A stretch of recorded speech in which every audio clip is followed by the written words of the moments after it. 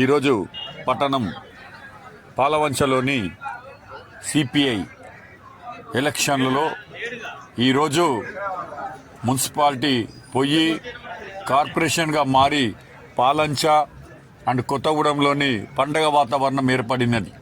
ఈరోజు ఎలక్షన్లో ప్రశాంతంగా జరిగిన ఎలక్షన్స్ అనుకుంటే పాలంచలోన పట్టణంలోని 7వ వార్డులో చాలా గొడవలు అలా జరగడం జరిగింది.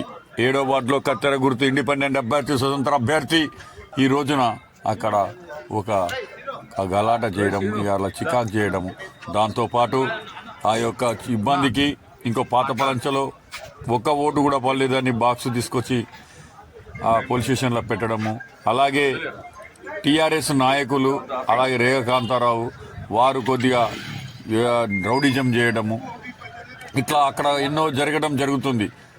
దీనికి మన రాష్ట్ర రథసారథి, పేదల పాలిటి పెన్నిధి, కొత్తగూడెం అభివృద్ధి దాత కూనంనేని సాంబశివరావు గారు దాన్ని ఖండించడం జరిగింది. అక్కడ మాట్లాడడం జరిగింది, పోలీస్ డిపార్ట్మెంట్ తోటి మాట్లాడడం జరిగింది. ఇది అట్లా ఎట్లా జరిగింది, ఇదంతా వ్యవహారం ఏంటిది అని మన ఎమ్మెల్యే గారైన కూనంనేని సాంబశివరావు గారు ఈరోజు మాట్లాడడం జరిగింది.